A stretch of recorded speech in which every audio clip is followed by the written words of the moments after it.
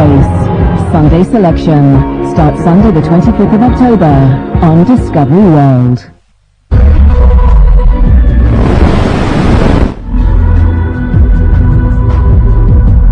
From the ancient Egyptian pyramids to modern-day catastrophes, we leave no stone unturned in our hunt for knowledge, continuing to explore the wonders of your world.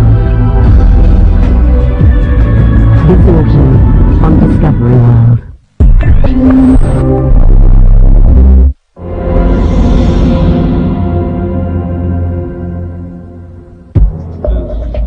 Dr. Otto Schaden and his team have returned to KB63, Egypt's newly discovered tomb. The biggest hope would be that the name of the original intended owner might pop up somewhere.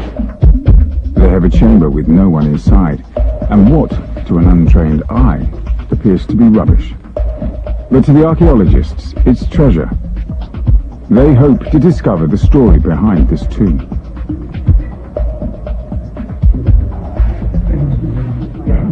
Their odyssey begins as they prise off the lid of one of the storage jars. There's a very immediate sense of excitement because no one has touched these things since they were sealed. So when we open them, we are the first people who are really having a contact after 3,000 plus years. First, they tap around the edge of the plaster seal. There's a mud plug underneath it.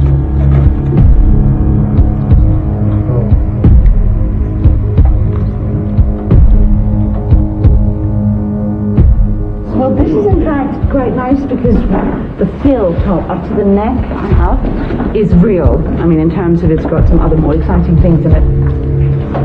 Many interesting things in this one. We've got a lot of resin in this one. Every little bit of evidence may work together to give us a more distinct answer. These might be parts of a funerary feast.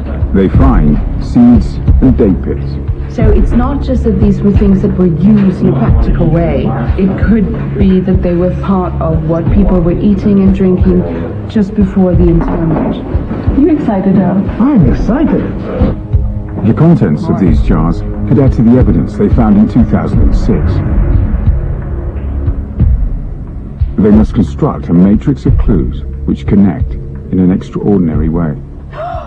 During their 2006 excavation, they thought they'd be able to identify the tomb's owner. While searching through the first batch of jars, Professor Salima Ikram thought she was on the brink of success. I think we should be getting close to finding someone's name soon because we've opened 10 jars by now.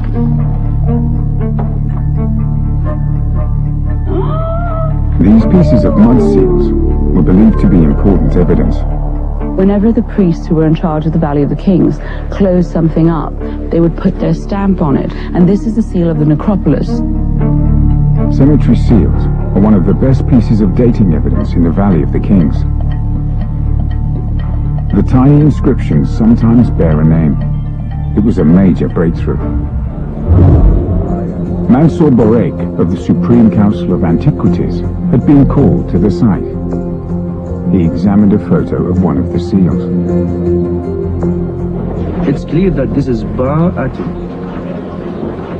Ba is the bird, and this is Atum. So it is a real good evidence for us. The inscription bears the symbol for a god called Aten, or the sun disk. Aten was worshipped for a brief time during an era known as the Amarna period. It was linked to two important pharaohs. This is something from the Amarna because, Amarna means, the time of Akhenaten and also the time of Tutankhamun.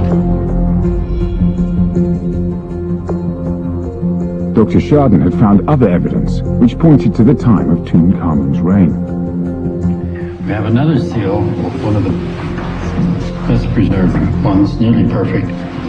That one is important because it's also known from impressions found in the tomb of Tutankhamun. They were almost identical. For the first time, Dr. Schaden could date KB63 to the reign of a specific pharaoh. The way this looks, we're getting a pretty good idea of what royal name or names will appear. Just on the basis of the seals and their relationship to the nearby tombs here in the valley. At this stage, I would say it's most likely the seals. So I'm taking a risk by giving you a name here. Dating the chamber to Tutankhamun's time was a big step forward, but the team was still puzzled. This is a tomb. Why no mummy? And why no name? Morning, Salima. Hey, Ken, how are you? Good. As she emptied the jars, Professor Ikram found large quantities of natron, a white powdery salt ancient Egyptian embalmers used to dry out corpses. Once dried, the body was preserved in oil and wrapped in fabric. Professor Ikram also found something else: human flesh. What's nice is we've just been recovering someone's body parts. Flesh. Here. You're not wearing. They believed that at some point these materials had been used to produce a mummy.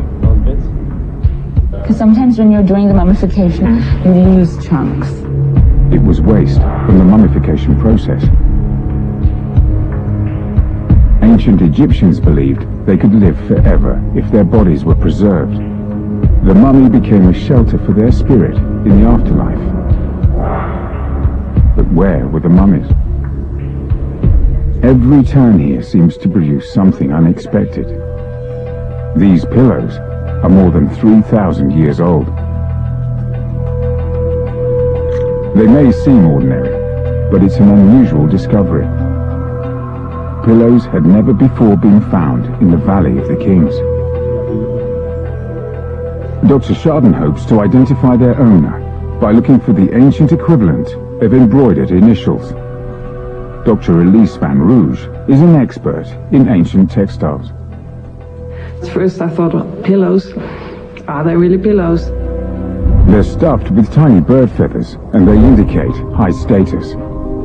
And even the tomb of Tutankhamun, which had complete wardrobe and furniture and everything, didn't have any pillows. As Dr. Van Rouge examines them, she finds hieroglyphs. There are some markings on the sides done with ink. They're the standard funerary formula. Yeah, they probably put them on when they before they actually moved the pillows into the tomb. The pillows were inscribed with the blessing, eternity and happiness in the afterlife. It was a wish intended for someone to take with them when they died. But who had died? Most tombs, like that of Tutankhamun, bear the name of the deceased, but the first tomb found in over 80 years had no occupant and no name. Then the team uncovered a major clue.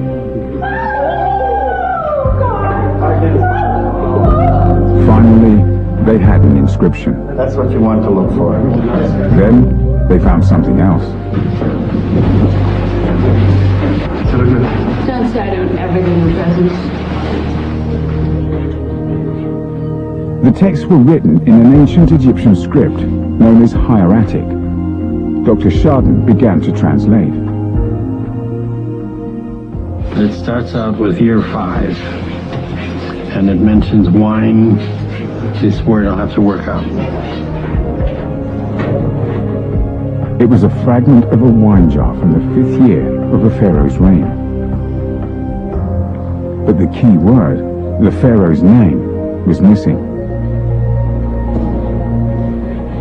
By examining the other artifacts, Dr. Chardin hoped he could identify the time period when the tomb had been filled. The materials inside certainly seem to fall somewhere around Dynasty 18. We've got similar pottery, similar miniature bowls, similar jar covers.